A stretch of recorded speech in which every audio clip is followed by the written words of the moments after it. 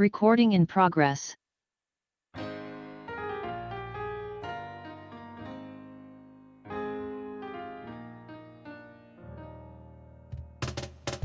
Tolong aku melolong. Baca sosmed bikin aku bengong. Banyak berita isinya bohong, bikin orang jadi saling menggonggong. Seperti ada niat sebar kebencian, tanpa peduli akan ada kerugian. Seperti dapat munculnya permusuhan karena tertipu jadi curigaan. Gue pernah baca hoax di sosmed yang jadi merugikan tukang trompet. Katanya trompet bisa bikin kanker, trompet sih cuma bisa bikin bibir doer. Sylvester Stallone dibilang mati, Brad Pitt juga dibilang mati, Mr. Bean, Jackie Chan juga dibilang mati. Seneng banget orang mati. Harusnya ada etikanya bermain sosial media. Tak bisa asal mengirim tanpa dipikirin, bisa fatal akibatnya. Bersihkanlah udara kita dari kebencian. Sebarkan saja cintamu untuk Indonesia. Wahai kepada pengguna sosmed, mari bersatu sampai lengket. Jagalah persatuan, jangan lobet. Hati-hati banyak tukang copet.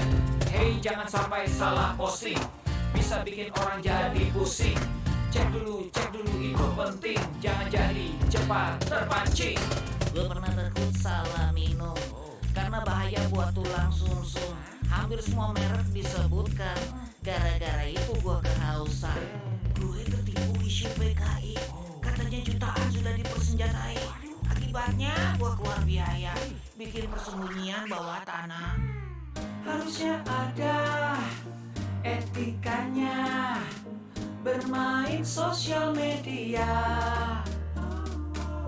Tak bisa asal mengirim tanpa dipikirin, bisa fatal akibatnya. Bersihkanlah udara kita dari kebencian. Sebarkan saja cintamu untuk Indonesia. Bersihkanlah udara kita dari kebencian. Sebarkan saja cintamu untuk Indonesia. Bersihkanlah udara kita dari kebencian. Sebarkan saja cintamu untuk Indonesia.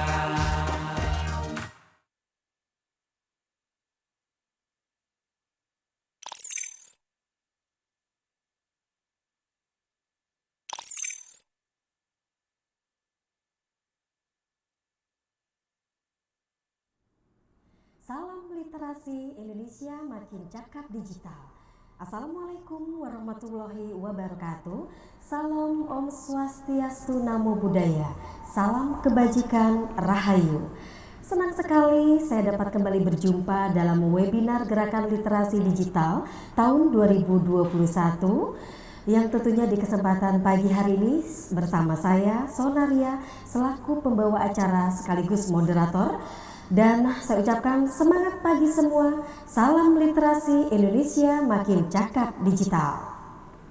Bapak dan Ibu hadirin yang saya hormati, tentunya kami selalu mengingatkan kepada Bapak dan Ibu semua untuk selalu menerapkan protokol kesehatan, yaitu selalu menggunakan masker, menjaga jarak, mencuci tangan, serta menjauhi kerumunan.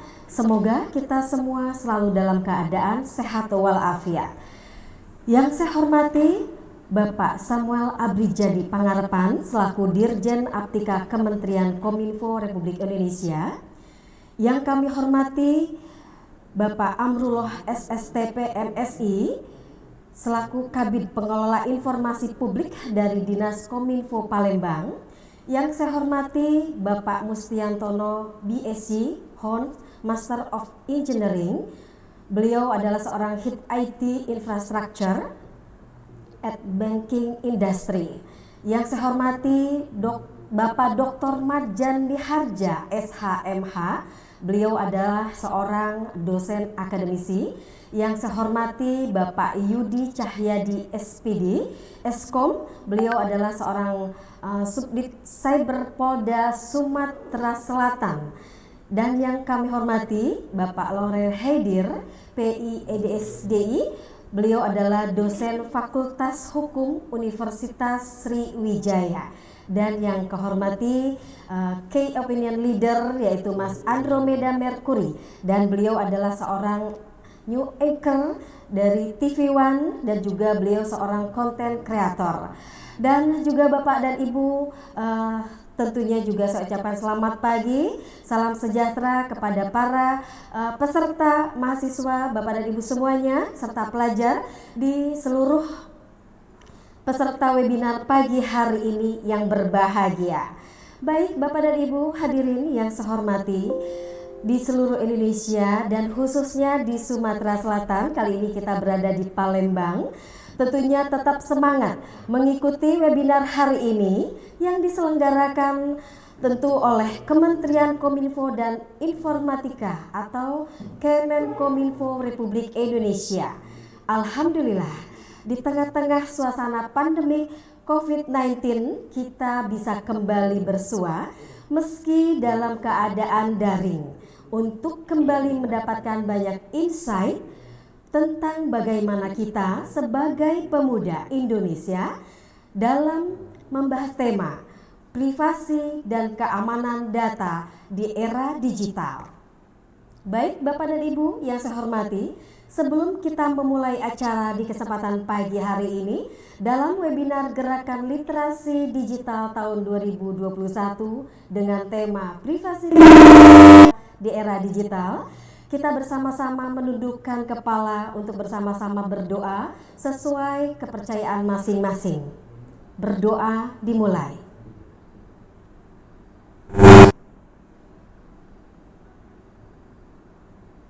Berdoa selesai. Bapak dan Ibu hadirin yang saya hormati, kita dalam webinar Gerakan Literasi Digital tahun 2021. Selanjutnya kita sama-sama menyanyikan lagu Indonesia Raya.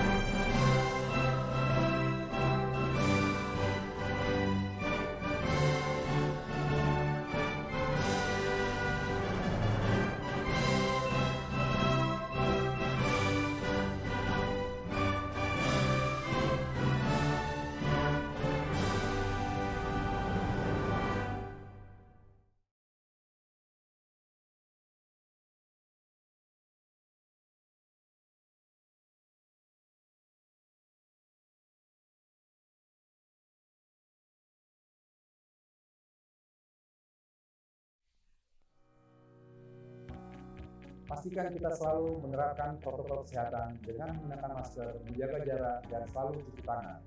Assalamualaikum warahmatullahi wabarakatuh. Salam sejahtera bagi kita semua. Om Swastiastu, Namo Buddhaya, salam kebajikan.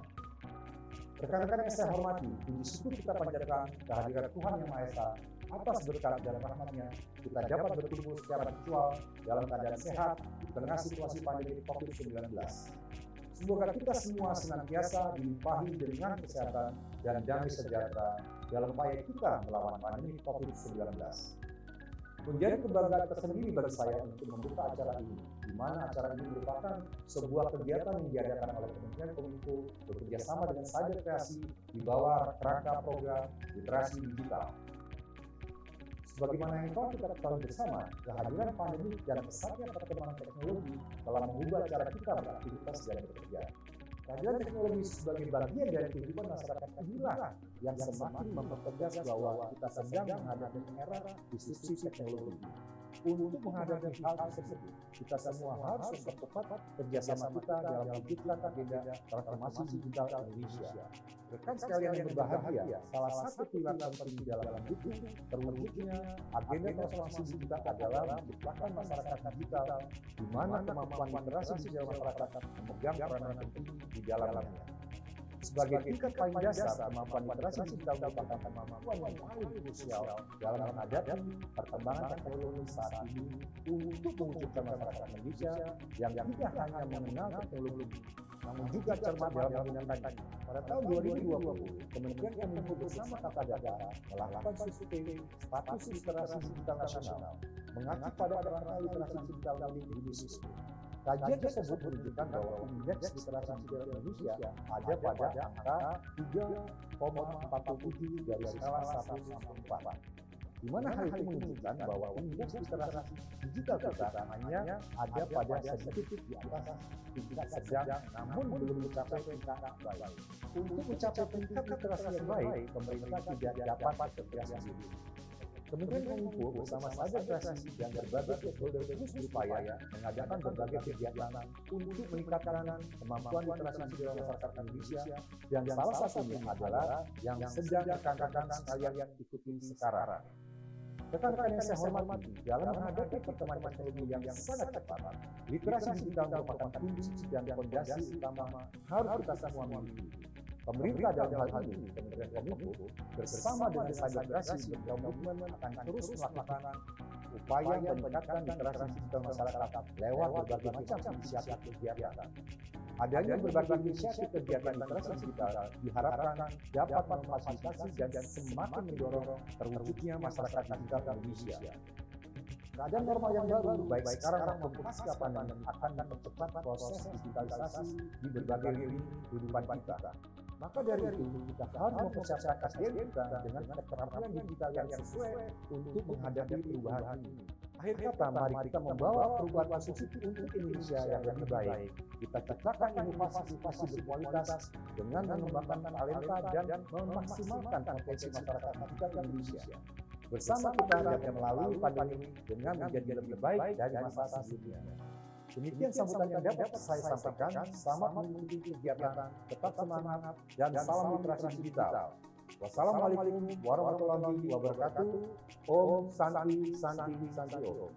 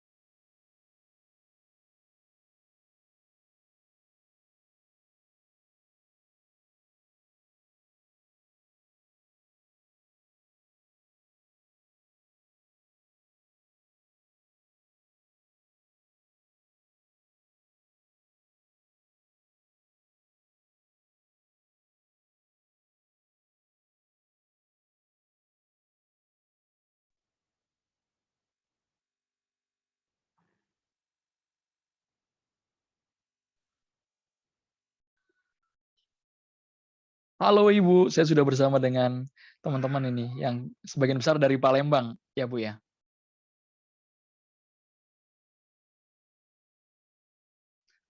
Alhamdulillah Bu, sehat Bu. Kebetulan saya hari Senin ini jadwal saya off. Biasanya kalau kami di media kan 5-2 ya Bu ya sistem kerjanya. Jadi 5 hari kerja, 2 hari libur. Saya Minggu Senin libur Bu, kebetulan hari ini Bu.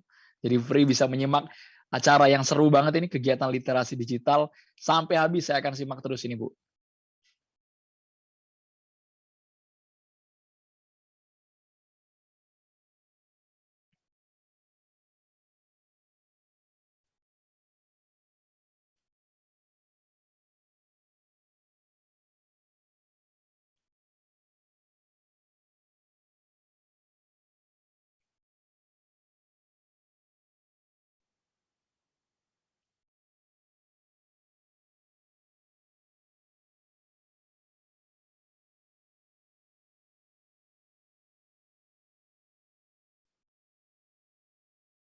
Kalau akun media sosial yang saat ini saya aktif ya Bu ya, di antaranya Instagram, Twitter, juga Facebook, kadang-kadang bahkan saya juga bermain di YouTube. Jadi hampir setiap hari mau tidak mau saya bersentuhan langsung dengan sosial media Bu. Biasanya kalau pagi-pagi kita lihat di Instagram karena banyak juga informasi yang dinamis di sana Bu, berita-berita viral biasanya kita tampung dijadikan sebuah model untuk pemberitaan. Jadi ya kami walaupun kerja di media mainstream ya Bu ya, di TV, tapi yang namanya konten di YouTube juga kita lihat, kemudian trending topik dalam Twitter, kita simak secara seksama hari ini apa sih yang menjadi minat dari netizen, warganet, karena mau tidak mau antara warganet dan juga masyarakat luas yang ada di luar sana juga memperhatikan informasi sekarang kebanyakan dari gawainya atau gadget. Jadi apapun yang kita unggah di gadget ya semua bisa diakses oleh semua orang, Bu.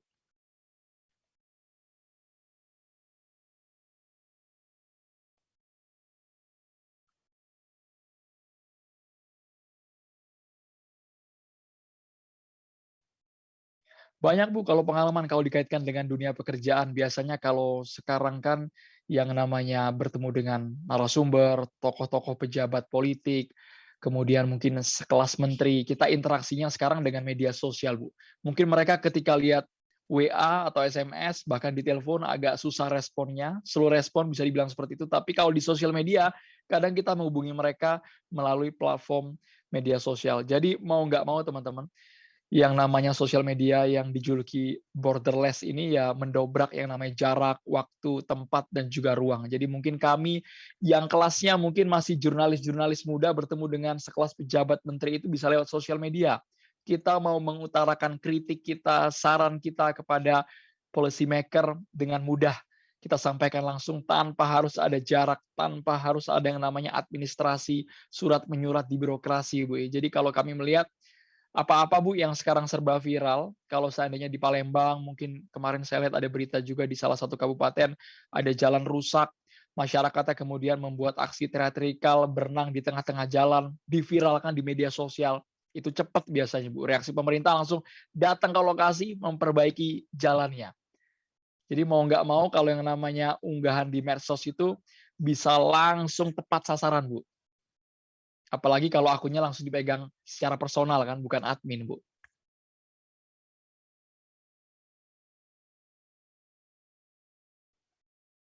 Siap Bu, teman-teman harus aktif, semangat, simak secara seksama ya ini. Acaranya dijamin investasi jangka panjang untuk kalian semua.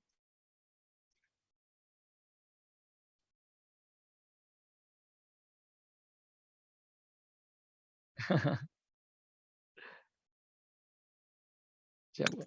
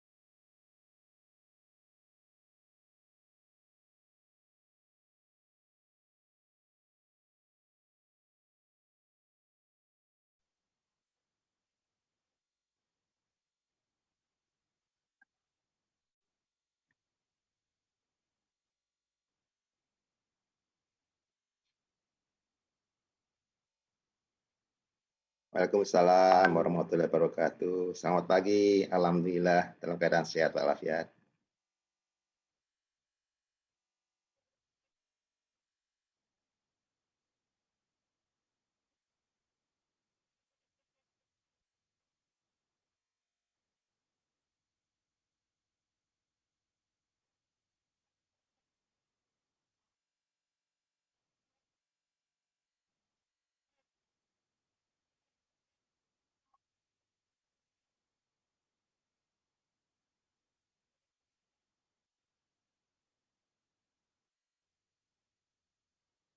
Baik, terima kasih atas waktunya. Selamat pagi semuanya. Assalamualaikum warahmatullahi wabarakatuh. Salam sehat buat semuanya. Untuk tampilannya apa kelihatan? Kelihatannya? Sip, terima kasih. Jadi sesuai yang disampaikan sebelumnya bahwa akan kita bicarakan adalah pengenalan fitur proteksi di dunia digital. Nah, tentunya sebenarnya ini adalah suatu suatu pembicaraan yang cukup luas. Jadi mungkin nanti dengan waktu yang terbatas saya akan membatasi sedikit ke dalam proteksi yang sifatnya ke pengguna, ke user. Jadi perkenalkan saya sendiri Mustiantono, Bachelor of Science Honors dan Manchester Master of Engineering. Kemudian saya sebenarnya lebih banyak selama ini berkecimpung di dunia financial industry. Kebanyakan yang saya kerjakan rata-rata di core banking dan kemudian juga di e-channel yang berupa ATM maupun internet banking maupun mobile banking dan sebagainya. Nah, saya akan langsung aja karena waktunya yang sangat terbatas. Jadi sebenarnya untuk dunia security barangkali akan terbagi menjadi 5 layer, 5 lapisan. Yang paling luar tentunya lapisan pengguna, lapisan user. Kayak misalnya saya menggunakan suatu perangkat, apakah itu berupa PC, apakah itu berupa notebook, maupun apakah saya menggunakan handphone ataupun peralatan lain, apakah itu dari berbagai macam merek, apakah itu platform, apakah itu Android, apakah itu Mac dan sebagainya. Nah, sebelum kita ke situ sedikit saja platform bahwa sebenarnya yang kita gunakan itu akan terdiri dari 4 layer, 1 hardware. Nah, ini servernya kita, perangkatnya kita, apakah itu PC, notebook, Android maupun handphone lainnya. Bahkan ini juga sama kalau kita menggunakan server, ada lapisan hardware, kemudian di dalam hardware itu kita menaruh operating system yang mana sebenarnya ini adalah suatu pengelola terhadap hardware-nya kita dan juga nanti penghubung ke aplikasi yang kita pergunakan di hardware, karena nantinya juga kita akan terkoneksi dengan berbagai macam perangkat lainnya, apakah itu printer ataukah jaringan network dan lainnya sesuai yang kita pergunakan. Kemudian aplikasi yang kita pakai, nah intinya tentunya kita pakai kita sebagai user. Jadi Jadi kalau kita perhatikan secara hardware kita ada tadi saya sampaikan mengenai notebook maupun server maupun PC dan sebagainya. Di operating system yang utama banyak dikenal di dunia operating system ini adalah Android di Indonesia lah ya Android dan Windows. Kemudian ada lagi misalnya Unix beberapa Linux maupun iOS. Kemudian aplikasi, nah ini lebih banyak lagi tentunya bapak-bapak dan ibu-ibu akan banyak menggunakan misalnya kalau dalam PC, notebook dan sebagainya mungkin menggunakan kebanyakan aplikasi-aplikasi Microsoft yang utamanya kita gunakan untuk mengetik, untuk analisa, untuk presentasi seperti presentasi saya buat seperti ini kita menggunakan Microsoft Office. Dan di luar itu kita juga menggunakan perangkat-perangkat lain, aplikasi-aplikasi lain seperti YouTube, WhatsApp yang saya masukkan baik di handphone maupun di dalam PC maupun notebook saya. Kemudian peralatan-peralatan lain apakah itu yang sifatnya sosial media seperti notebook dan yang lainnya. Nah, user untuk semuanya tentunya adalah udah dari berbagai macam ini ya, banyak bermacam role pengguna, dari anak kecil waktu SD, mungkin waktu lebih kecil lagi juga udah bermain-main dengan Android untuk game dan sebagainya. Anak-anak sekolah kita pengguna sebagai pekerja, baik itu dari berbagai macam area, apakah itu barangkali Bapak dan Ibu kan sebagian ada tentara maupun polisi maupun juga pekerja-pekerja profesional lainnya, bahkan ibu-ibu rumah tangga sekarang juga sebagian sudah melakukan hal itu dan sebagainya. Nah, yang penting adalah yang saya tampilkan ini bahwa yang kita gunakan kebanyakan ada yang komersial dan free. Yang free itu bisa open source, bisa free tapi bukan open source. Mohon maaf, itu misalnya bukan komersial dan free. Nah, saya sampaikan sebaiknya kita menggunakan sesuatu yang sifatnya tidak harus yang terbaru, tapi basically yang tersupport. Jadi kalau ada apa-apa, kita mendapatkan apa namanya bantuan dari si aplikasi operating system dan sebagainya. Nah, operating system kita pakai sebenarnya Bapak Ibu di Indonesia ini yang paling banyak justru adalah Android, kemudian disusul oleh Windows. Kenapa bisa demikian? Karena ternyata sebenarnya Indonesia itu penduduknya sekitar 774 juta, tapi pengguna internetnya adalah 345 juta, jadi jauh lebih banyak.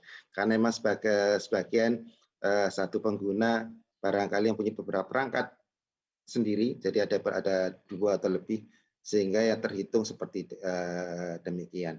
Banyakan kalau yang Windows akan terpasang utamanya di notebook maupun di notebook maupun PC, sedangkan yang Android akan terbanyak terpasang di apa namanya di notebooknya kita, di phone, di handphonenya kita. Nah, saya akan tadi saya sampaikan membatasi misalnya untuk penggunaan oleh pengguna ya. Nah, kebanyakan kan kita akan menggunakan browser. Nah, utamanya yang terpakai di Indonesia ini rata-rata adalah browser untuk Chrome. Nah, lainnya browser untuk Safari, Firefox, Samsung, Opera, dan UC browser itu ada di rendah, agak di bawah 5% dan sebagainya. Bahkan di sini kalau Bapak perhatikan yang browsernya browsernya Windows tidak terlihat. Nah, itu ada di nomor 7 kalau saya lihat di statistiknya. Nanti Bapak bisa lihat, Bapak Ibu bisa lihat statistiknya seperti yang saya tulis di bawah itu untuk linknya. Nah, karena apa ya? Karena kebanyakan untuk browsernya Windows itu adanya kebanyakan akan tampil di PC maupun notebook, cara yang menggunakan yang di handphone. Nah, dalam penggunaan browser, tentunya kita menggunakan untuk berbagai macam kegiatan. Salah satunya adalah menggunakannya sebagai untuk pemanfaatan informasi yang akan tampil. Bahkan lebih dari itu, mungkin kita bisa melihat dari berbagai macam portal yang sifatnya news, apakah itu newspaper atau yang lain. Tapi juga sebenarnya juga mulai banyak ke aplikasi-aplikasi yang sifatnya untuk e-commerce, untuk pembelanjaan. Kalau di Indonesia udah mulai banyak hal-hal yang seperti ini, seperti Tokopedia, kemudian JD.id, kemudian Shopee dan sebagainya. Bahkan itu pun sudah mulai termasuk ke dalam metode pembayaran dan sebagainya. Nah, saya menyatakan saja bahwa di dalam browser yang kita pakai itu ada namanya browser extension. Nah, browser extension itu apa? Browser extension itu adalah semacam tambahan software kecil yang ada di dalam browsernya kita yang bisa kita tambahkan atau kita bisa take out, bisa kita kurangi. Nah, itu bisa Bapak lihat sebenarnya kalau Bapak Ibu lihat sebelah, kalau di Chrome rata di sebelah kanan itu nanti kita bisa menambahkan browser yang ada yang mau kita tambahkan. Dari mana kita menambahkannya? Kita bisa menambahkan dari extension browser yang ada pada Chrome. Misalnya saya mengambil contoh pada Chrome. Ini saya kasih contoh link yang ada untuk di Chrome. Nah, itu sekarang sudah ada 100.000 extension dan ini ada yang berbayar, ada yang tidak berbayar. Nah, ini sebagai contoh yang saya tampilkan sebelah kanan itu adalah yang saya punya.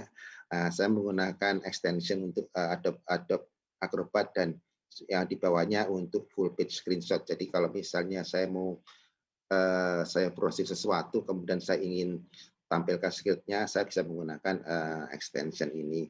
Biasanya kan kadang-kadang untuk satu halaman ternyata panjang sampai ke bawah. Nah, kalau misalnya saya cuma menggunakan kegunaannya screenshot yang ada di Windows itu, misalnya saya bisa menangkap yang tampil di layar. Kalau agak ke bawah lagi, saya tidak bisa menampilkan untuk itu. Makanya saya menambahkan extension-nya yang ada di dalam browser. Nah, yang bawah itu gambarannya adalah tampilan yang ada di Web Store. Jadi nanti kalau Bapak bisa lihat di situ berbagai macam jenis browser extension yang bisa kita pakai. Nah, untuk yang sifatnya datang dari berbagai macam browser seperti misalnya punyanya Chrome, punyanya Edge, which is yang mana merupakan punyanya Microsoft yang lainnya, boleh dianggap lumayan cukup aman. Nah, cuman barangkali perlu diperhatikan saja bahwa penggunaan tersebut akan menggunakan resource yang kita miliki, memori dan sebagainya. Jadi dipergunakan saja sesuai dengan kebutuhannya kita. Jadi suatu saat kita pakai, kita pasang, suatu saat kemudian kita berpikir bahwa tidak kita hanya pakai sebentar dan lama kemudian kita tidak akan memakai, kita uninstall saja untuk extension-nya ya. Nah, satu lagi, berhati-hati dengan extension dari pihak ketiga. Kadang-kadang ini muncul dari pihak ketiga menawarkan browser extension. Biasanya dia muncul kalau kita mendatangi suatu situs yang kemudian menawarkan suatu download dan sebagainya. Dia menawarkan juga browser extension. Nah, kadang-kadang seperti saya juga misalnya suka kadang-kadang pada awalnya suka klik dan mereka menawarkan tanpa di dalam waktu saya mendownload atau menginstal aplikasi yang mereka punya. Dan ini akan terpasang, dan ini kenapa harus berhati-hati, ada sebagian yang sifatnya itu mengambil berbagai macam informasi yang kita miliki di atas perangkatnya kita. Nah, nanti kenapa mereka memanggil, nanti kita lihat kegunaannya buat mereka. Nah, tantangannya apa? Bahwa di dalam kita sebagai pengguna, satu adalah tentunya virus dan malware itu akan dari dulu memang sudah jadi tantangan buat kita, karena dia kalau masuk ke dalam perangkatnya kita bisa mempengaruhi kinerja perangkat dari kita dengan berbagai macam gangguan, apakah itu misalnya menghapus file, mengganggu memori yang kita miliki, mengganggu jaringan, bahkan kadang-kadang sampai perangkat yang kita punya, apakah itu PC atau notebook dan yang lainnya, itu crash, dan atau bahkan juga ada hard disk yang kita miliki, storage yang kita miliki terformat. Nah, di situ kita harapkan kita siap-siap saja, kita mulai menggunakan berbagai macam antivirus yang bisa kita miliki, apakah itu apakah itu si Avast, Sophos dan sebagainya. Kita bisa mengambil sebagian dari yang mereka sifatnya free maupun yang sifatnya berbayar. Yang berbayar tentunya fiturnya lebih banyak.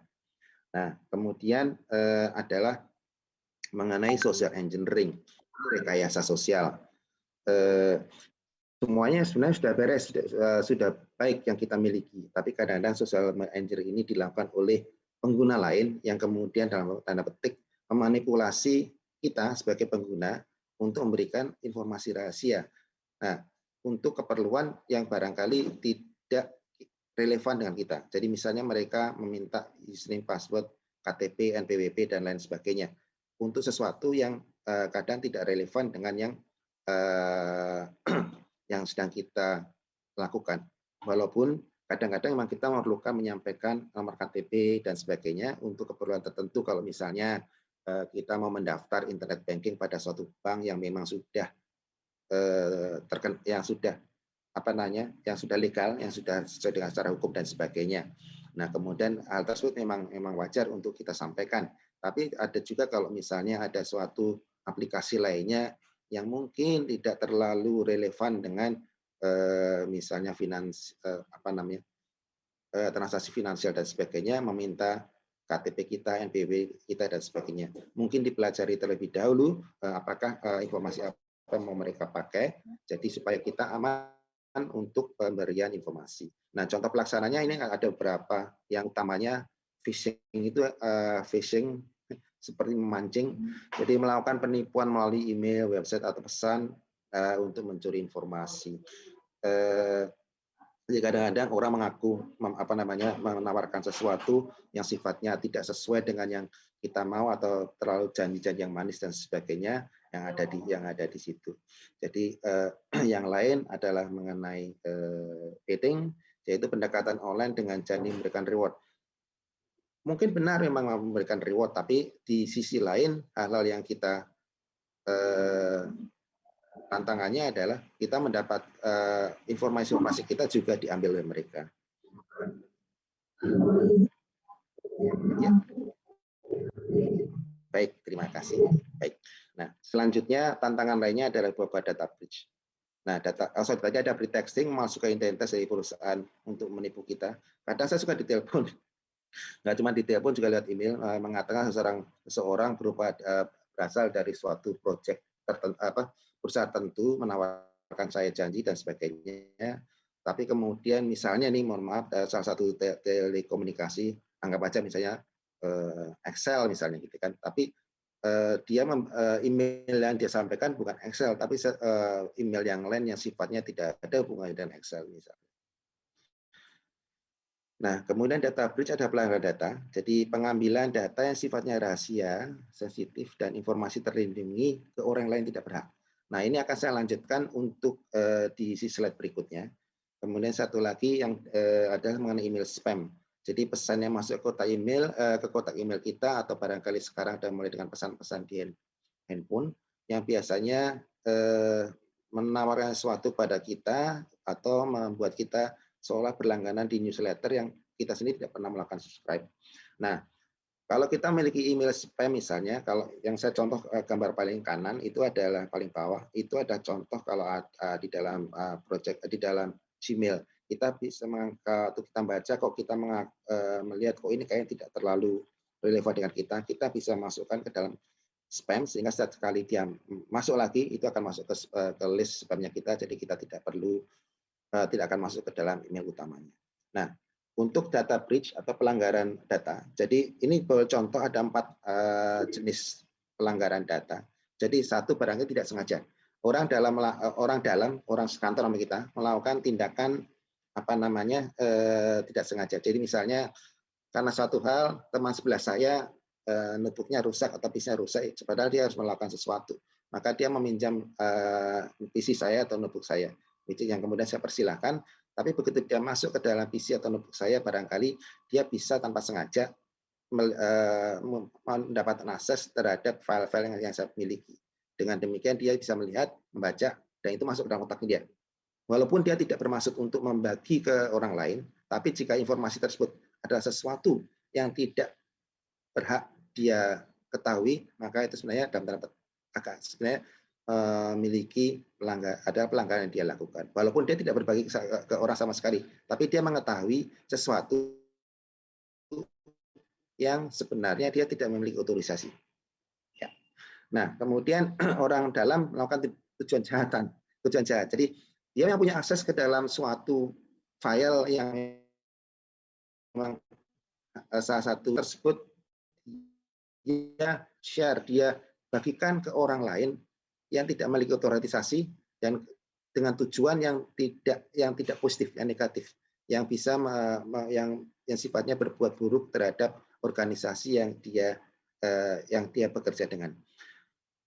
Nah, yang ketiga, perangkat hilang. Ya, bad news. Artinya saya punya notebook lagi jalan-jalan kemana, tiba-tiba notebook saya hilang. Nah, tergantung dari cara kita menjaga notebooknya kita.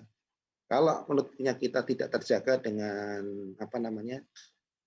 password, kemudian dengan data yang lain yang terenkripsi maupun akses ke storage yang bisa kita lindungi, itu informasi yang di dalam notebook tersebut itu bisa hilang dan bisa jadi kepemilikan orang lain yang menemukannya. Nah, Yang terakhir adalah kriminal dari luar melakukan kegiatan jahat. Jadi memang ini para apa namanya hacker yang melakukan attack, mendapatkan informasi dari jaringan atau individual. Jadi mereka akan menyerang dari luar, mengakses servernya kita atau mengakses apa namanya aplikasi kita. Waktu saya punya Gmail, dia entah gimana caranya berusaha mengambil passwordnya dia dan kita dan sebagainya. Bahkan ada juga yang hacker-hacker ini tidak mengambil data, tapi dengan sengaja memiliki aplikasi robotik yang mengirim traffic ke server tertentu, sehingga dalam 1 menit misalnya ada 6.000 traffic dan sebagainya, sehingga mengurangi kinerja dari servernya kita. Nah,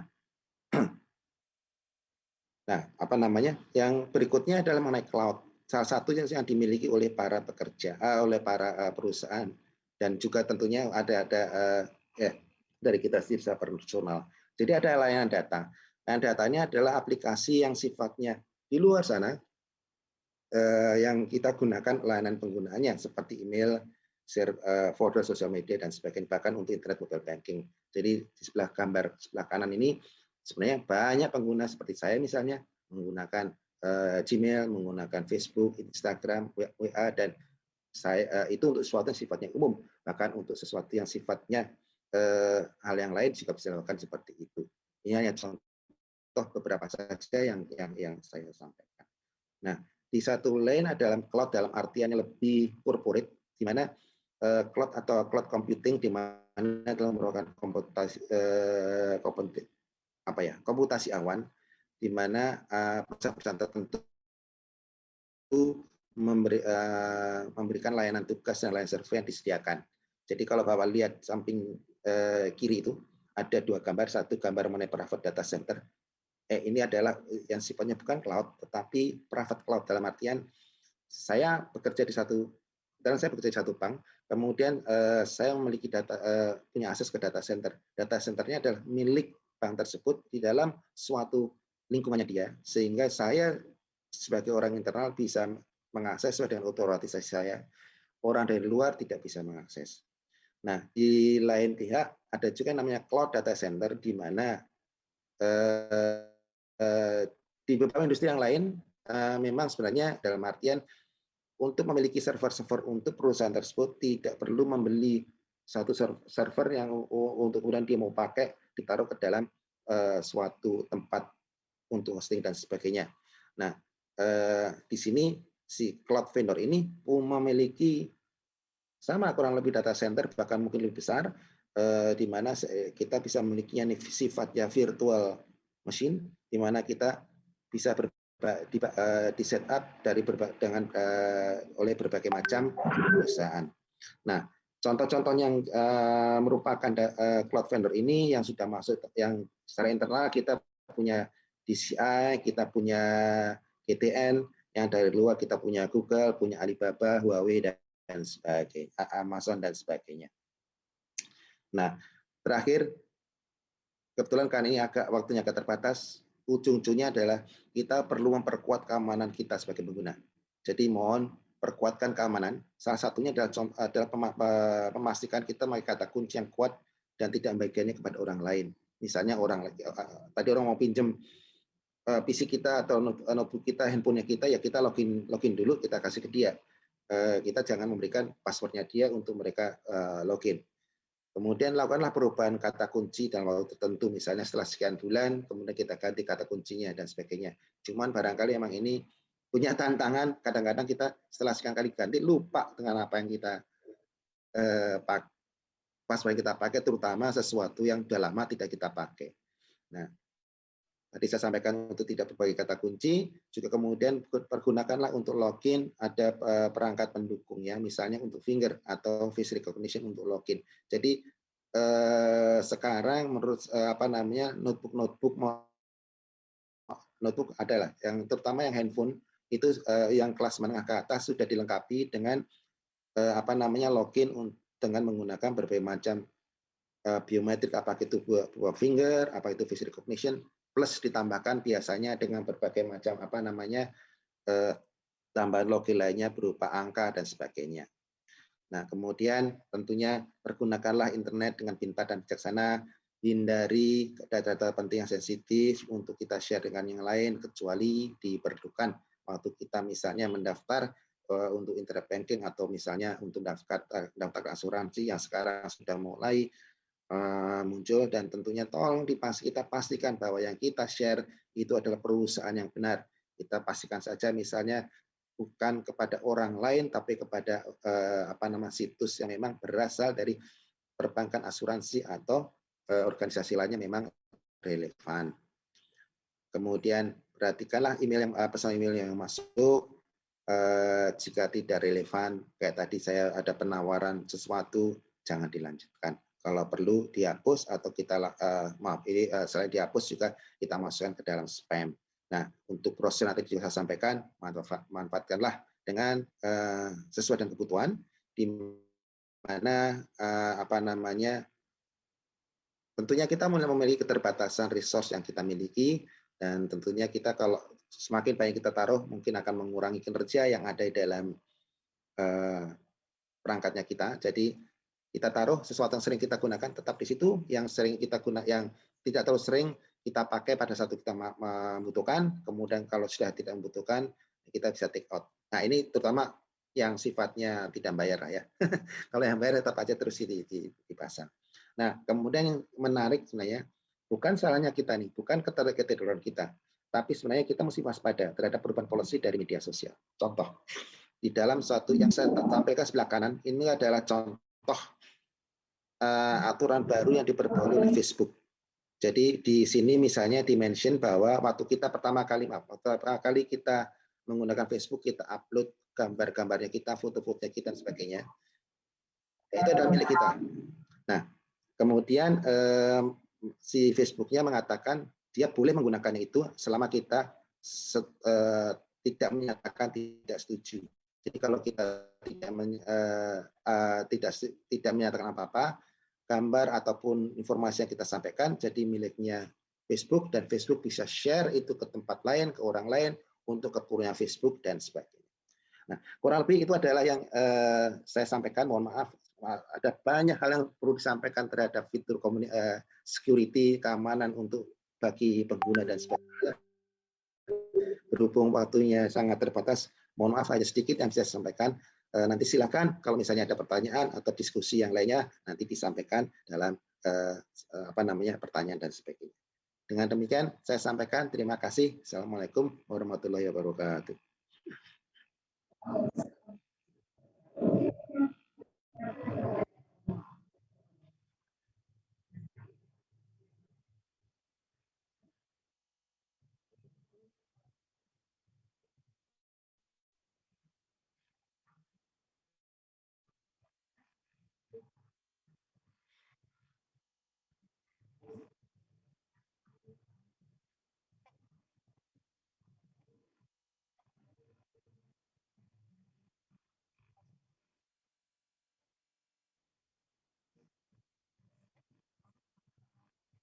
Ya, salam.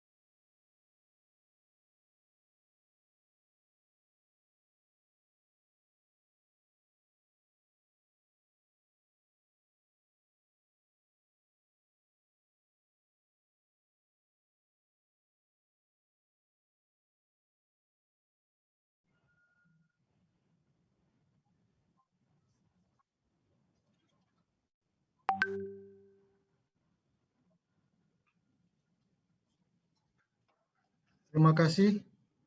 Bismillahirrahmanirrahim. Assalamualaikum warahmatullahi wabarakatuh. Yang terhormat Direktur Jenderal Aplikasi Informatika Bapak Samuel Abrijani Pangerepan, BSC. Yang terhormat para narasumber webinar, baik dari pusat maupun dari daerah. Yang terhormat panitia penyelenggara webinar dan moderator, dan yang kami hormati para peserta webinar yang berbahagia. Mengawali sambutan kami, marilah kita persembahkan puji syukur kepada Allah SWT, karena berkat limpahan dan rahmat serta karunia-Nya, kita dapat bersama-sama berkumpul dalam rangka mengikuti acara webinar program literasi digital nasional dengan tema menghadapi tantangan keamanan data di era digital, mengenali dan meningkatkan keamanan data melalui platform digital. Selanjutnya, salawat dan salam tidak lupa pula kita panjatkan pada junjungan kita Nabi besar Muhammad SAW. Hadirin peserta webinar yang berbahagia, pertama-tama perkenankan kami atas nama Pemerintah Provinsi Sumatera Selatan menyampaikan ucapan terima kasih atas kesediaan Bapak Ibu sekalian untuk menghadiri acara webinar Program Literasi Digital Nasional dengan tema menghadapi tantangan keamanan di era digital, mengenali dan meningkatkan keamanan data melalui platform di era digital.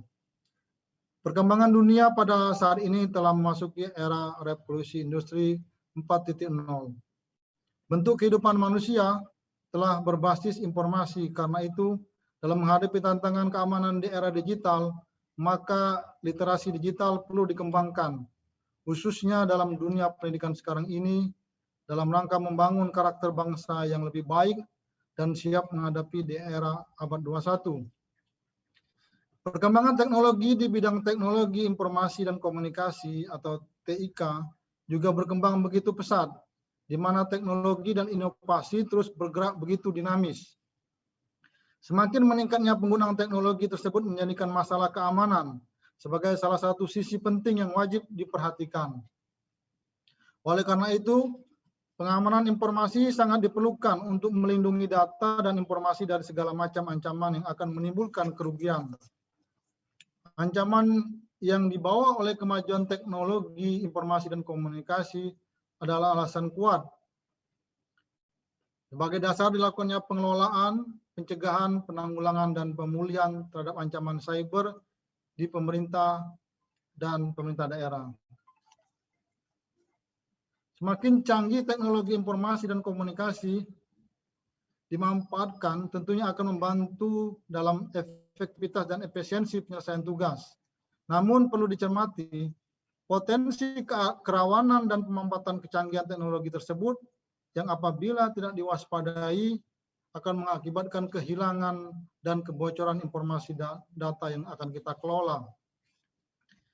Kebocoran data yang selama ini kerap terjadi dipicu oleh sejumlah hal yang kalau dilihat secara bersungguh-sungguh disebabkan karena hal-hal yang bersifat non-teknis, ketidaktahuan pengguna teknologi, kecerobohan individu, dan ketidakpedulian merupakan sejumlah kerawanan yang kerap digunakan oleh pihak-pihak lain yang tidak bertanggung jawab. Keamanan informasi penyelenggaraan sistem pemerintahan berbasis elektronik atau SPBE di tingkat pusat maupun daerah berpotensi menjadi sasaran utama serangan cyber. Dampaknya dapat menyebabkan layanan publik pemerintah terganggu, yang sekaligus akan menurunkan kredibilitas pemerintah. Kami mengingatkan agar kita semua mampu menginventarisir permasalahan yang terjadi di daerah, tentunya dengan langkah-langkah strategis untuk kepentingan bersama, serta upaya-upaya pencegahan dan peningkatan pengamanannya dengan mengedepankan koordinasi, sinergisitas, dan integrasi antar pihak. Kemajuan teknologi informasi dan komunikasi harus dapat dimanfaatkan untuk kesejahteraan masyarakat. Teknologi tersebut merupakan alat untuk mewujudkan bangsa yang cerdas dan maju dan memberikan manfaat besar di berbagai aspek kehidupan.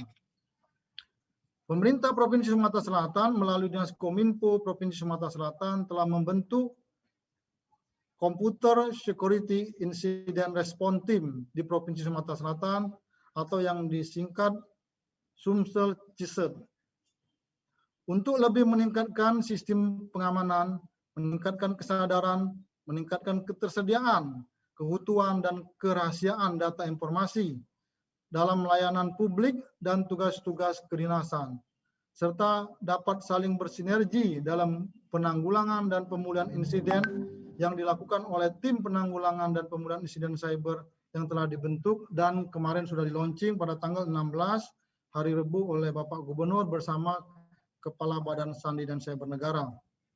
Alhamdulillah telah berlangsung dengan sukses. Kemudian juga pemerintah provinsi juga mempunyai aplikasi pengelolaan pelayanan publik yang terintegrasi secara nasional maupun di daerah, yaitu melalui aplikasi Lapor SP4N. Bahkan pengelolaan Lapor SP4N Sumsel mendapatkan penghargaan dengan pengelolaan terbaik tingkat nasional pada tahun 2019 dan 2020.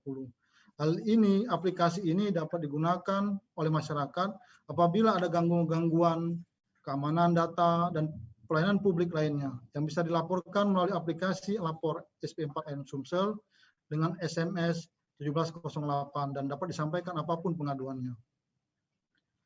Dunia internet saat ini juga semakin dipenuhi oleh konten berbau berita bohong, ujaran kebencian, dan radikalisme. Bahkan praktik-praktik penipuan, di mana keberadaan konten negatif yang merusak ekosistem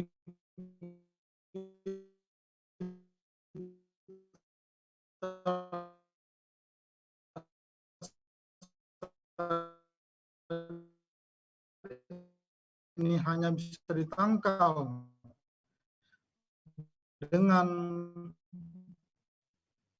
membangun kesadaran dari tiap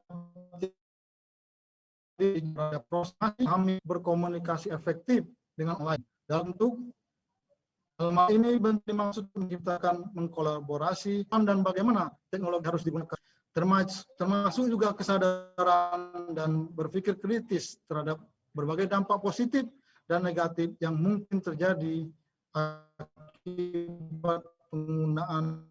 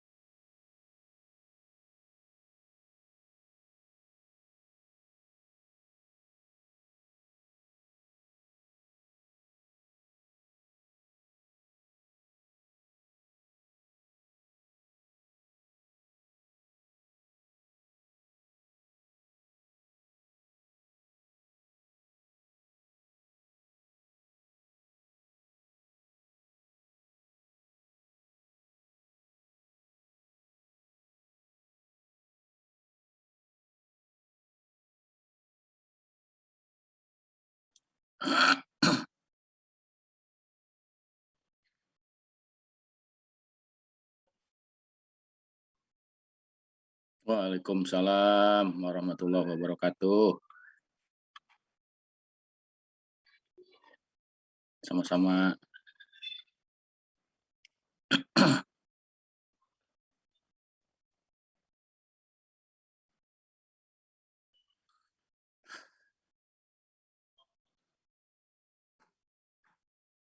Baik, terima kasih. Assalamualaikum warahmatullahi wabarakatuh. Selamat pagi, salam sejahtera buat kita semua. Saya ingin menyapa dulu narasumber-narasumber yang secara personal, sepertinya saya nambah saudara baru, nambah kolega baru, buat Pak Mustiantono BSC, salam hormat Pak, salam kenal. Salam kenal Pak, selamat juga. Pak Yudi Cahyadi, salam hormat Pak, salam kenal, dan Pak Laurel Haidir dari Universitas Sriwijaya, salam hormat, salam kenal. Dan juga saya ingin menyapa Pak Andromeda Mercury. Ini luar biasa nih, TV One. Saya ingin sharing-sharing saja, tidak ingin menggurui, tapi dalam perspektif ini saya berharap ada perspektif hukum yang mungkin bisa saya share kepada seluruh peserta yang hadir hari ini, gitu. Jikapun nanti ada tanya jawab, sifatnya saya memberikan informasi saja. Jika nanti ada hal-hal yang lebih update atau terbaru, kita bisa saling melengkapi. Nah, saya diminta oleh panitia, kali ini materinya tentang, judulnya, temanya tentang privasi dan keamanan data di era digital. Memang dalam perspektif di era digital, saya ingat sekali zaman saya kecil nggak pernah main handphone, nggak pernah main laptop, karena di zaman saya itu alat-alat canggih. Bahkan handphone tidak secanggih ini. Dulu saya mainnya main kelereng, main panggal, main anak-anak di zaman era-era 80-90, Pak. Nah, hari ini sampai kepada hal yang bersifat, kata kuncinya privasi dan keamanan data. Saya melihat bagaimana konsep negara hukum kita mampu melindungi segenap tumpah darah, gitu. Cuman persoalannya di era digital sudah sekuat apa dalam perspektif undang-undangnya, dalam perspektif sumber daya aparaturnya, dalam perspektif sarana prasarana, budaya dan masyarakatnya, sudah sejauh apa. Oleh karena itu saya akan terus mendukung kegiatan penyelenggaraan literasi digital Kominfo dengan PT PCI. Saya juga terima kasih sudah diberikan waktu sebagai narasumber. Hal ini penting sekali, Bapak Ibu sekalian, dalam perspektif pencegahan sebelum adanya law enforcement. Tapi dalam perspektif ini, pencegahan-pencegahan ini akan banyak memberikan informasi, walaupun di ruang-ruang Zoom ini akan sangat terbatas.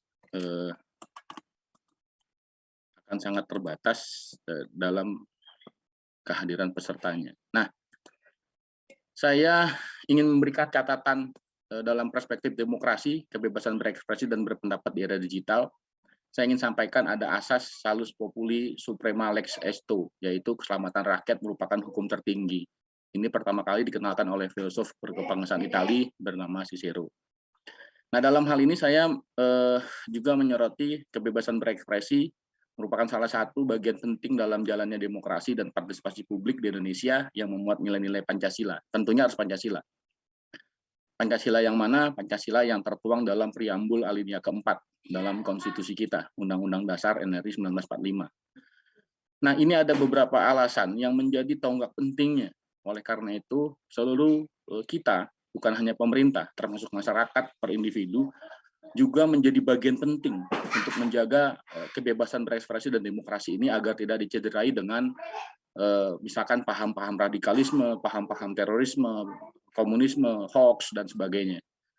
Dan juga ini juga menjadi bagian penting dari demokrasi dan hak asasi manusia yang terus kita dengung-dengungkan di Indonesia. Terus juga berperan aktif dalam pemberantasan korupsi, kita bisa mengekspresikan bagaimana kita memberikan ekspresi dengan kejadian korupsi, penyalahgunaan nafza, terus terkait dengan mempromosikan budaya bangsa di Indonesia dari berbagai macam suku, agama, ras, etnis, golongan. Jadi sebagai hasanah untuk menuju bonus demografi, kita bisa mengekspos, mengeksplor keanekaragaman yang kita miliki di negeri kita. Jadi memang jangan sampai dirusak dengan adu domba, berita hoax, paham-paham yang radikul gitu, atas nama agama tertentu, ras tertentu, golongan tertentu. Karena apa? Karena Indonesia memang sangat kaya dalam perspektif sumber daya alam dan sumber daya manusianya.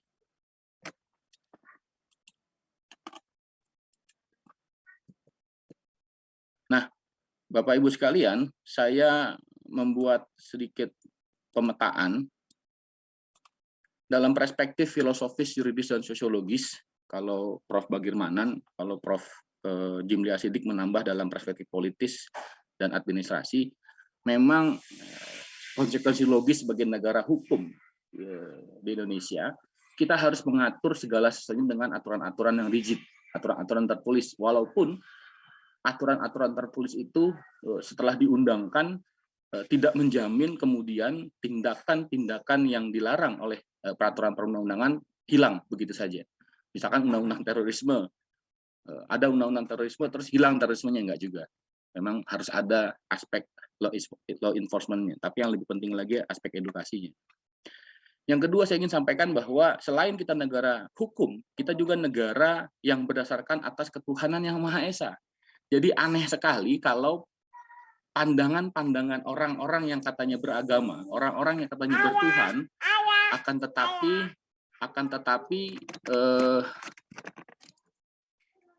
tetapi ini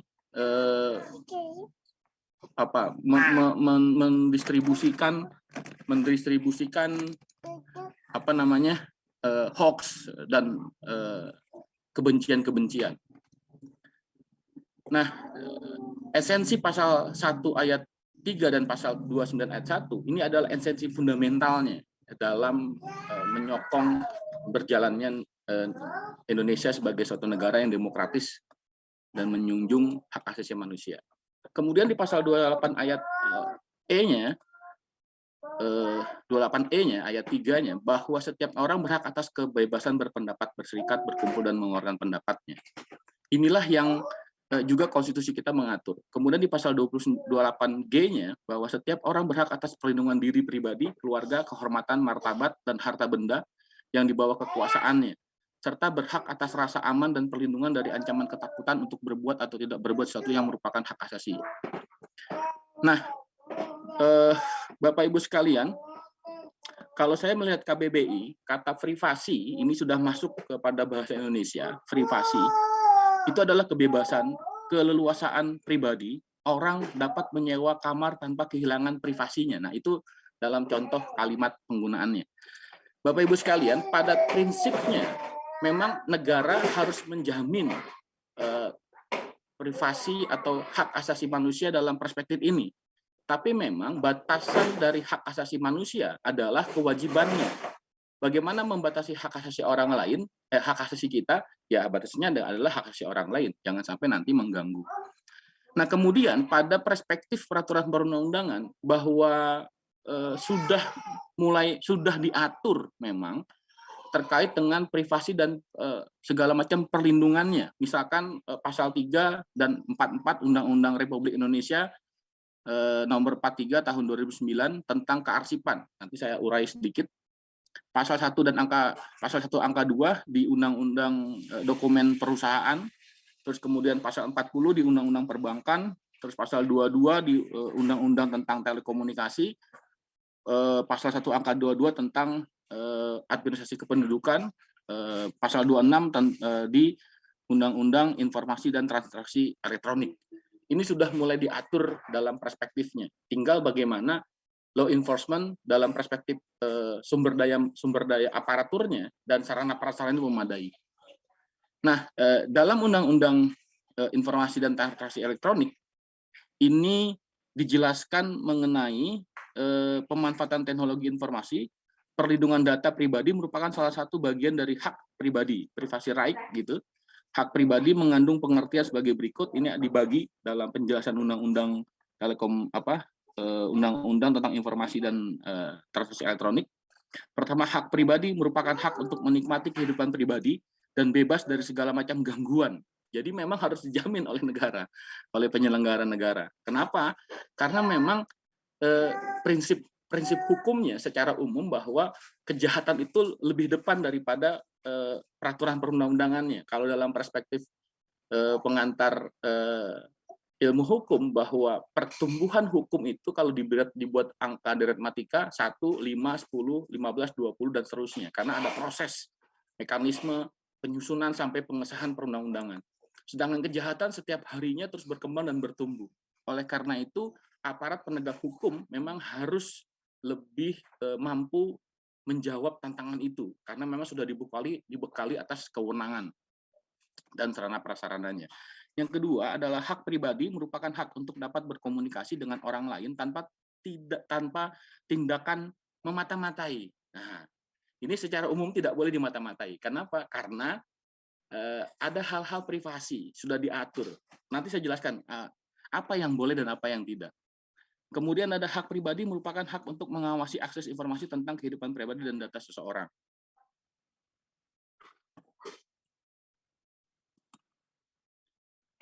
Nah, ini di pasal undang-undang tentang kearsipan, saya ingin membedah sedikit. Ini sebenarnya bertujuan untuk menjamin diantaranya ya, menjamin ketersediaan arsip yang otentik dan terpercaya sebagai alat bukti yang sah.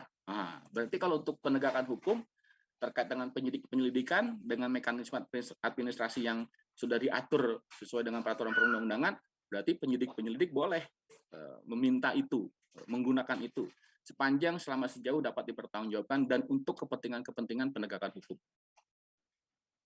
Kemudian pasal 44-nya ini pencipta arsip dapat menutup akses atas arsip dengan alasan apabila arsip dibuka untuk umum, yaitu dapat menghambat proses penegakan hukum dan seterusnya itu. Nah, pencipta arsip wajib menjaga kerahasiaan arsip tertutup. Pencipta arsip wajib menentukan prosedur berdasarkan standar pelayanan minimal serta menyediakan fasilitas untuk kepentingan pengguna arsip. Nah, pencipta arsip adalah pihak yang mempunyai kemandirian dan otoritas dalam pelaksanaan fungsi, tugas, dan tanggung jawab di bidang pengelolaan arsip dinamis. Nah, dalam perspektif ini, memang menutup akses terkait dengan mengungkap rahasia atau data pribadi, gitu. Kecuali nanti memang ada mekanisme yang untuk membukanya, misalkan terkait dengan kejahatan perbankan terkait money laundering misalkan, dananya digunakan untuk dana teroris misalkan, atau korupsi menjadi money laundering menjadi.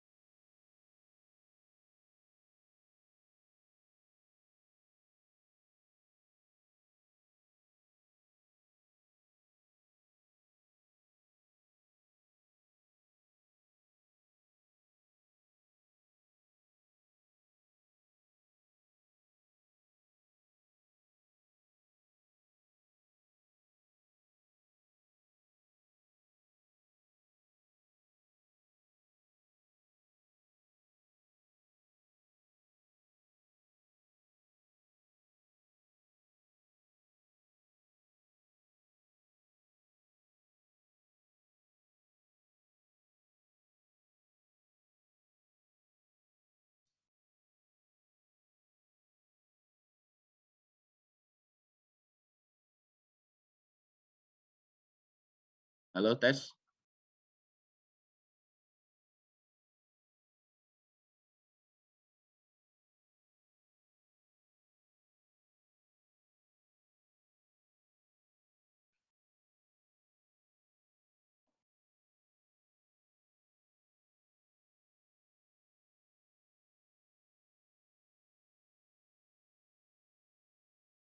Oke, baik, terima kasih. Sudah dengar suara saya? Oke. Oke, tadi terputus ya, Bu ya. Oke, saya lanjutkan ini terkait dengan undang-undang yang mengatur perlindungan privasi tadi, data-data dan seterusnya. Saya lanjut di pasal 42 tentang perbankan, bahwa untuk kepentingan peradilan dalam perkara pidana, gitu, pimpinan Bank Indonesia dapat memberikan izin kepada polisi, jaksa, atau hakim. Nah, dalam perspektif ini ada administrasi tertulisnya, harus tertulis atas permintaan tertulis dari Kepala Kepolisian Republik Indonesia. Dan di pasal 42 itu ditambahkan bahwa bank wajib memberikan keterangan sebagaimana dimaksud pasal 41, 41A, dan 42. Nah, ini secara proporsional privasinya tidak terganggu, kecuali ada hal-hal dalam proses penegakan hukum, kepentingan perkara pidana, dan peradilan. Nah, kemudian di dalam Undang-Undang Telekomunikasi, ini juga diatur pasal 22 tentang akses ke jaringan telekomunikasi, akses ke jasa telekomunikasi, akses ke jaringan telekomunikasi khusus, gitu. Nah, ini setiap orang dilarang melakukan perbuatan tanpa hak, tidak sah, atau manipulasi, nah, itu dia. Nah, penyelenggara jasa telekomunikasi wajib merahasiakan informasinya secara umum nih. Tapi di ayat 2-nya ini ada permintaan tertulis dari jaksa atau kepolisian untuk tindak pidana tertentu. Ini harus dibuka informasinya, tidak boleh ditutup. Yang kedua, permintaan penyidik untuk tindakan pidana tertentu sesuai dengan undang-undang yang berlaku. Nah, inilah batasan-batasan di mana aturan hukumnya sudah mengatur kepentingan privasi dan data daripada setiap warga negara. Tapi dalam ketentuan tertentu, dalam persoalan tertentu, memang bisa dibuka aksesnya untuk atas nama undang-undang dan kepentingan penegakan hukum. Kemudian tentang administrasi kependudukan, Bapak Ibu sekalian, ini juga sangat penting. Di era digital, misalkan dengan pinjaman online dan seterusnya, bisa disalahgunakan data-data pribadi kita. Betul tadi narasumber mengatakan jangan sembarangan, jangan share sembarangan, jangan pinjam sembarangan yang berkaitan dengan KTP, KK, dan seterusnya. Nah, pasal 84 itu diubah sehingga pasal 44 itu berbunyi tentang data pribadi kependudukan yang harus dilindungi adalah ini dulu keterangan tentang tentang cacat fisik atau mental, sidik jari, iris mata, tanda tangan, elemen data lainnya yang merupakan aib seseorang. Nah, itu tidak boleh disebar-sebarkan.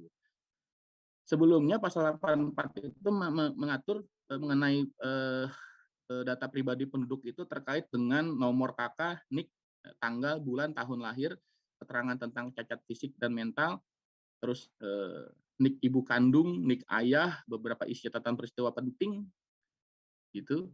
Nah, sekarang di pasal 58 ayat 1-nya data kependudukan terdiri atas perseorangan atau data agregat penduduk. Dalam pasal ayat 2-nya itu mengatur dari A sampai EE, karena banyak betul. Nomor KK, NIK, nama lengkap, jenis kelamin, tempat lahir, tanggal bulan, agama kepercayaan, status perkawinan, sampai sidik jari yang tadi itu diakomodir lagi elemen-elemen data lainnya yang merupakan aib seseorang. Nah, data agregat meliputi himpunan data perseorangan yang berupa data kuantitatif dan data kualitatif. Jadi bukan dan atau, tapi dan data kuantitatif. Artinya, pasal 58 ayat 1 ini, perubahan dari undang-undang tersebut, sudah sangat lengkap melindungi masyarakatnya, rakyatnya.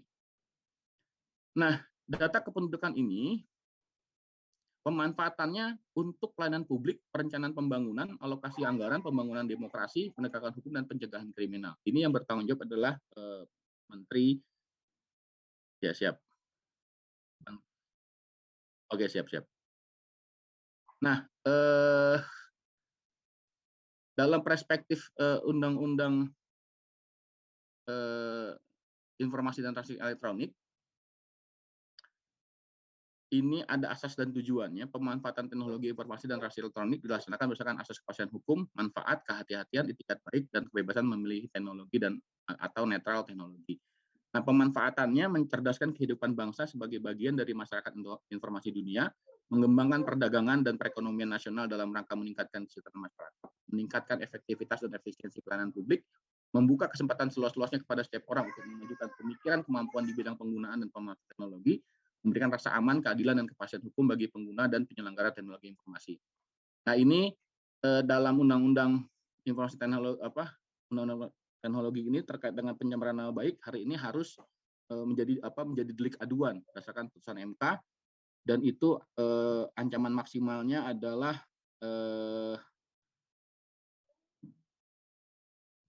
750 juta sampai 4 tahun penjara. Itu ancamannya itu terkait dengan pencemaran nama baik. Nah, sebelum saya akhiri, apapun kondisi hari ini tentang perlindungan tentang kebebasan berekspresi dan dilindungi oleh negara, oleh pemerintah, kita harus tetap melakukan tetap berkarya, tapi jangan lupa bahagia. Dalam perspektif ini, Kominfo telah memberikan fasilitas yang luar biasa untuk mensosialisasikan bagaimana seharusnya warga negara bersikap dan bertindak. Terima kasih Bapak Ibu sekalian atas perhatiannya. Mohon maaf jika ada gangguan-gangguan teknologi. Semata-mata itu di luar kemampuan saya. Assalamualaikum warahmatullahi wabarakatuh. Selamat pagi.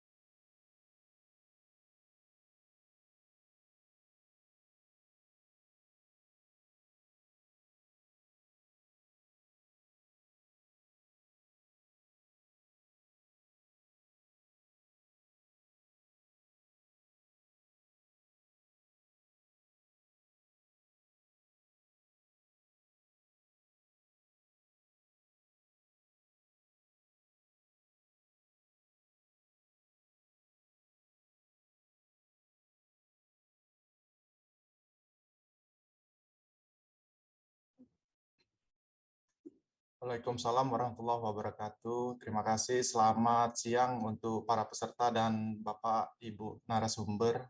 Terima kasih atas undangan untuk kali ini.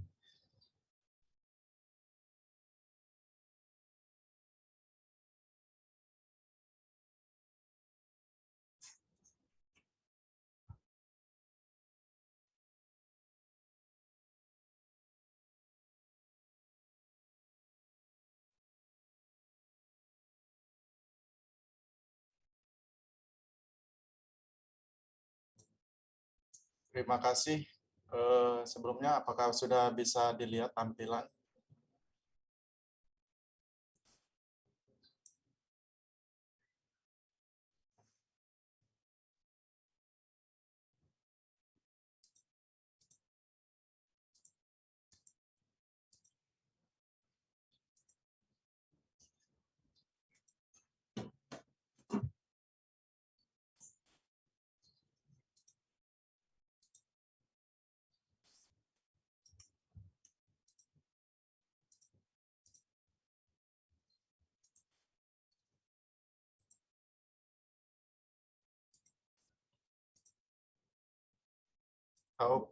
Kita lanjut dulu. Mungkin host bisa membantu kemarin dengan bahan kemarin ditampilkan.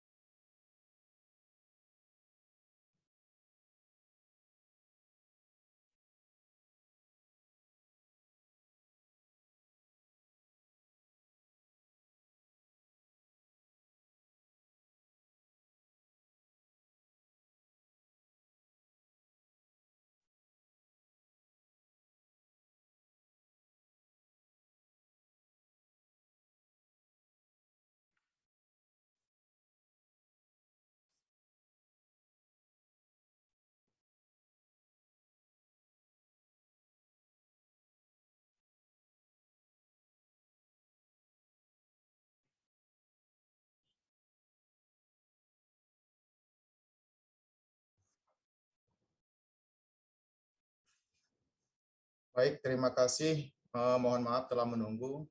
Sekarang sudah bisa dilihat ya. Assalamualaikum warahmatullahi wabarakatuh. Selamat siang untuk para peserta dan para bapak-bapak narasumber yang kami hormati. Terus rekan moderator, tidak lupa juga key opinion. Terus terang untuk kegiatan hari ini sungguh menarik. Cuma untuk sekarang kami lebih baik untuk memperkenalkan diri dahulu. Sebenarnya untuk kesempatan hadir kali ini saya adalah mewakili dari Bapak Kapolda. Berhubung hari ini Bapak Kapolda ada pengukuhan guru besar di STIK, beliau menyampaikan permohonan maaf karena belum bisa berkesempatan untuk hadir bersama. Sebelum saya menjelaskan, saya perkenalkan diri dulu bahwa saya adalah nama yang sudah jelas, yaitu Yudi Cahyadi. Saya adalah Panit Siber di Direktorat Reskrimsus, yaitu salah satu disebutannya adalah Subdit 5, karena di Direktorat Reskrimsus itu adalah menangani tindak pidana khusus, yaitu leg spesialis, terutama kalau bidang kami adalah siber. Walaupun usianya sendiri belum begitu lama, karena kita masih menghidup pada direktorat yang sudah lumayan lama itu ada di Barreskrim, yaitu sudah berbentuk direktorat. Baik, kita lanjut dulu. Pada materi ini kami akan menjelaskan, tadi sudah kita jelaskan bersama ataupun sudah kita simak dari pemaparan dari narasumber, terutama tadi dari Bapak narasumber Mustiantono tadi, itu sudah cukup lengkap menurut saya. Cuman di sini saya ingin memaparkan dengan bahasa yang kira-kira bahasa kita yang kita temui sehari-hari, yang bagaimana cara mudah memahaminya. Sekarang saya mengambil judul tentang phishing dan bagaimana cara menghindarinya. Tentu sebelum kita mengenal itu apa itu phishing, kita sudah harus mengetahui phishing itu dari kegiatan adalah memancing. Phishing dari kata dari Wikipedia yang saya ambil adalah jenis rekayasa sosial di mana penyerang mengirim pesan penipuan atau palsu yang dirancang untuk mengelabui korban atau manusia agar mengungkapkan informasi sensitif kepada penyerang atau menyebarkan perangkat lunak berbahaya pada infrastruktur korban seperti ransomware. Jadi di sini kunci phishing itu adalah teknik pengelabuan dari pelaku. Jadi teknik yang paling gampang itu adalah phishing, itu paling banyak ataupun paling disukai dari para pelaku-pelaku kejahatan siber. Yang dijelaskan narasumber sebelumnya itu adalah seperti hacking ataupun kegiatan pelaku dengan melakukan breaching, itu adalah kemungkinan agak sulit. Karena kegiatan phishing oleh pelaku itu sangat digemari, karena trik-triknya masih mudah. Kemudian juga pelaku khususnya yang korban yang ada di Indonesia ini itu dianggap masih bisa dikelabui atau kecakapan digital itu sangat bukan katakan tidak bisa. Ibaratnya itu lebih gampang kita menggunakan phishing.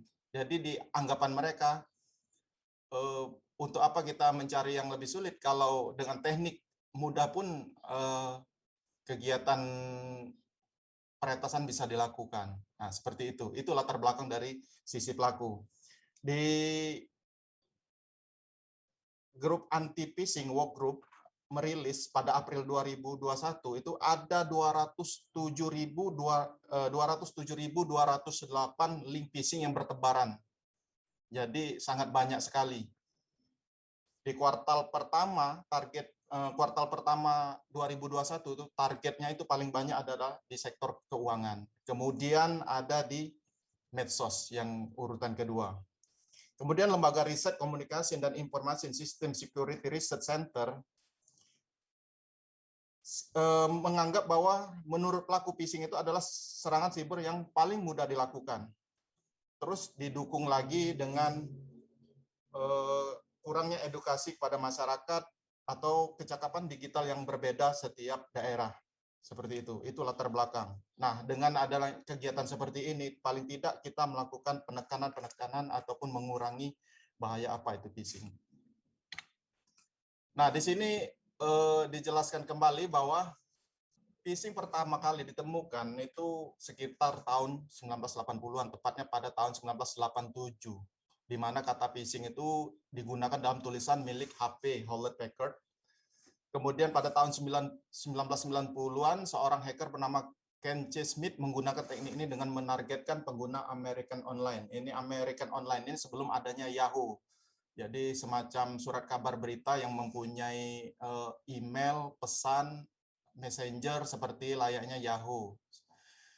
Terus tool apa yang paling banyak digunakan pelaku? Untuk tool phishing sendiri sebenarnya di sini banyak sekali. Justru di kalangan anak-anak ataupun kaum milenial lah katakanlah ya, yang lebih familiar dengan gadget. Sekarang ini bukan hal yang aneh lagi untuk melakukan phishing. Mereka kadang mencoba-coba mencari browsing di internet dan sebagainya. Di sini saya tunjukkan tool yang paling banyak digunakan. Kalaupun kita searching ini sebagai pembelajaran, itu yang paling ini sudah jelas seperti Hidden Eye, Kingfisher, Goopfish, Wi-Fi Fisher, Social Fish, dan banyak lagi. Adapun contohnya adalah seperti ini. Ini menunjukkan bahwa begitu gampangnya aktivitas Fisher itu membuat phishing untuk mengelabui para korban. Nah, kalau boleh saya demokan, apa sih phishing itu? Seperti apa? Misalnya saya contohkan seperti ini. Nah, di sini tadi sebelum saya memulai memberikan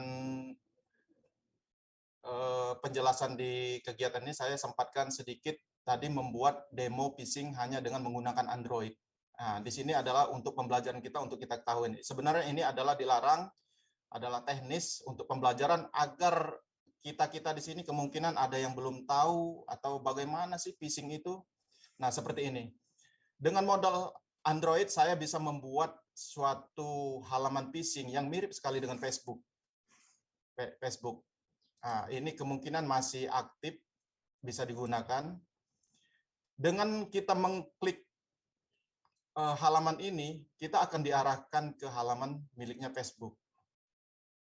Nah, orang awam itu tidak mengerti. Dia yang penting kalau lihat halaman Facebook, itu anggapannya itu Facebook. Padahal kalau kita lebih teliti, di address bar ini yang ada halaman ini, itu kita perhatikan bahwa itu bukan link yang dipunyai resmi oleh Facebook, tetapi link-link yang aneh seperti ini, atau bisa dikamuflase dengan link-link yang mirip, yang dibuat semirip mungkin dengan sosial media Facebook. Nah, setelah korban mengakses seperti ini, dia akan memasukkan username dan password. Nah, di halaman dari seorang phisher ataupun pelaku kejahatan siber yang telah memberikan link ini, nanti korban akan tertera di sini, username dan passwordnya. Nah, begitu gampang bukan? Jadi dengan adanya 3 langkah seperti ini, halaman phishing sudah bisa dibuat. Dan ini hanya membutuhkan ponsel Android. Jadi begitu berbahayanya jadi kegiatan ini. Dan ini sudah banyak dilakukan dipraktekkan ataupun ada kegiatan-kegiatan yang tersebar di internet. Nah, seperti itu. Kemudian kita lanjutkan. Teknik phishing yang paling terkenal itu sebenarnya bisa kita kategorikan cuman ada 4. Mungkin di sini mungkin bapak-bapak ataupun para peserta di sini ada yang lebih paham lagi, lebih banyak sebenarnya, cuman kami mengkategorikan ada 4.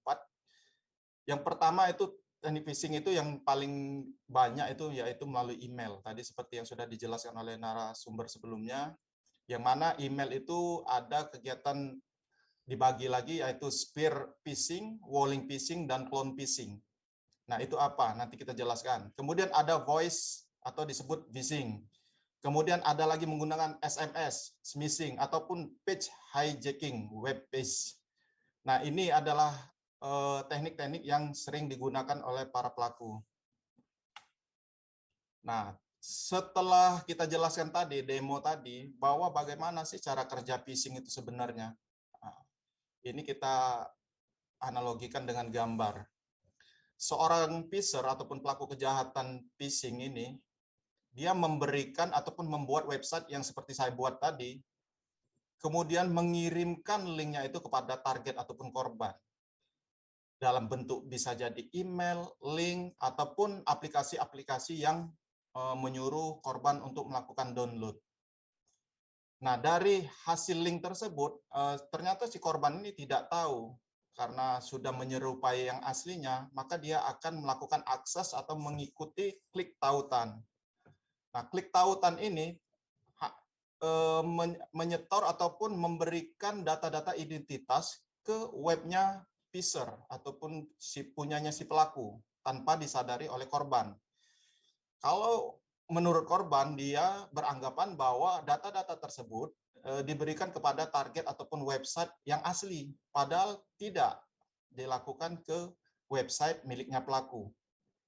Nah, ternyata dari website ini para pelaku akan panen dari victim ini, seluruh identitas pelaku akan diambil, kemudian oleh pelaku akan digunakan untuk mengakses website yang sebenarnya. Jadi seperti itu. Jadi pelaku itu hanya menggunakan teknik tipuan untuk mengambil informasi seperti username, password, dan sebagainya untuk mengakses website yang sebenarnya ada ataupun yang dimiliki oleh korban. Kemudian apa sih bedanya phishing dengan spear phishing? Sebenarnya phishing dengan spear phishing itu perbedaannya hanya ada pada target. Kita analogikan dengan gambar ikan seperti ini, menyatakan bahwa kalau phishing biasa, dia memberikan spam ataupun memberikan link-link tanpa target dan membroadcast ke seluruh email, SMS, ataupun sosial media tanpa menargetkan siapa korbannya. Dan biasanya mereka itu berpura-pura sebagai jasa bank ataupun layanan email, cloud, ataupun dari pihak-pihak berwenang, pihak pemerintah. Dan dengan harapan dari orang yang di-broadcast tadi, ada 1 atau 2 orang korban yang terberdaya ataupun termakan daripada tipuan tersebut. Nah, itu dinamakan phishing. Sedangkan spear phishing itu lebih ditargetkan lagi kepada orang yang sudah dikenal. Biasanya pelaku mengumpulkan informasi terlebih dahulu, misalnya dari seorang, mungkin dia ini karyawan bank yang sudah dikenal cukup dekat, atau kira-kira dari perusahaan mana. Jadi dia berpura-pura, jadi mengandalkan informasi dan menuju sasaran. Nah, ini biasanya tingkat keberhasilan itu tidak semudah dengan melakukan phishing biasa dengan menggunakan broadcast message. Kemudian satu lagi, walling phishing adalah bagian dari email, itu sama halnya seperti spear phishing tadi. Cuma yang bedanya di sini adalah target yang dimiliki itu kelas-kelas kakap. Mungkin pernah peserta di sini mendengar bahwa sekelas Obama ataupun Bill Gates juga pernah mendapatkan ataupun akunnya diretas dengan menggunakan teknik phishing. Jadi pelaku hanya mengandalkan ketidaktelitian daripada korban dengan mengirimkan email yang mirip ataupun sama persis. Misal seperti ini, harusnya email yang dikirim adalah dari trust.partners@email.com. Ternyata pelaku hanya menyisipkan sedikit alfabet dengan menghilangkan abjad R atau menjadi trust. Nah, seperti itu. Jadi mungkin kalau kita buru-buru ataupun psikologi kita sedang tidak baik, kita menganggap bahwa ini adalah email asli, dan inilah yang menjadi senjata pelaku. Dia hanya mencari celah ketidaktelitian dari kita. Seperti itu. Kemudian clone phishing bagaimana lagi? Nah, clone phishing ini jenisnya adalah dia membuat seolah-olah email itu sama persis dan dari isinya. Cuma di sini biasanya para pelaku menyisipkan file-file berbahaya dan dikamuflase dengan link. Misal seperti ini. Dari segi pengirim mungkin dari member ebay.com. Ternyata sebenarnya kalau resminya dari eBay bukan dari member@ebay.com, namun dari support@ebay.com. Kemudian pelaku juga memberikan link semacam untuk berinteraksi dengan tombol respond now. Ternyata saat kursor kita di hover ataupun kita arahkan, ternyata IP address mengarah bukan ke IP address miliknya eBay. Nah, di situ seperti itu. Jadi clone phishing ini tetap menitik beratkan kepada korban yang kira-kira tidak teliti seperti itu. Oh ya, baik. Jadi untuk singkatnya kita kembalikan lagi, yaitu voice phishing sama sepertinya dengan email, dia dengan menggunakan teknik suara, jadi seolah-olah dia menelpon dari Telkom atau dari apa, bahwa kita memenangkan undian dan sebagainya. Biasanya dia mengharapkan misalnya kita percaya dan mengisi informasi yang dia minta, dari alamat, nama ibu, dan sebagainya. Kemudian SMS phishing yang paling banyak sekarang ini yang merebak di kita, di mana korban dapat terpedaya hanya mendapatkan SMS. Mungkin rekan-rekan ataupun peserta di sini sering kali mendapatkan SMS seperti ini. Nah, inilah yang digunakan senjata dari phishing tersebut. Apabila kita melakukan klik dari warna yang biru itu, kita akan diarahkan ke halaman yang mirip Facebook seperti tadi. Kita akan terpancing untuk melakukan pengisian data di sana. Dan kemungkinan itu akan dilakukan, informasinya akan diambil oleh para pelaku. Nah, seperti ini. Kemudian teknik phishing yaitu ada 3, yaitu dia melakukan link manipulasi, kemudian social engineering. Yang paling banyak kasus yang kita terima di Indonesia, yaitu teknik yang paling sering digunakan ada 2, yaitu link manipulasi dan social engineering. Nah, seperti ini. Apa itu social engineering? Nah, seperti ini, kita kasus seperti ini. Social engineering seringkali dia mengharapkan empati daripada korban. Seperti ini, penyedia lomba, dia seolah-olah memberikan informasi kepada korban bahwa dia adalah dari panitia lomba untuk memberitahukan informasi pada korban bahwa kita mendapat juara pertama atau apalah seperti itu. Kemudian kita diharapkan untuk mengisi formulir yang mereka sediakan. Nah, di sini hati-hati karena disinilah kegiatan social engineering dari pelaku untuk mengharapkan agar kita melakukan pengisian data itu termasuk informasi-informasi pribadi kita agar mereka dapat kumpulkan dan akhirnya akan melakukan peretasan terhadap akun ataupun informasi berharga lainnya. Nah, ini yang paling baru sekali, yaitu teknik phishing social engineering, yaitu di mana karyawan apapun kasir Indomaret seolah-olah salah kirim. Ternyata dia mengharapkan peretasan akun WhatsApp. Teknik dia sangat sederhana sebenarnya. Dia merubah dulu WhatsApp-nya itu ke dalam bahasa Thailand. Kemudian yang di garis merah ini adalah akun ataupun OTP dari WA kita. Tidak lama dari ini masuk, biasanya para pelaku mengirimkan chat melalui WA seolah-olah mereka salah kirim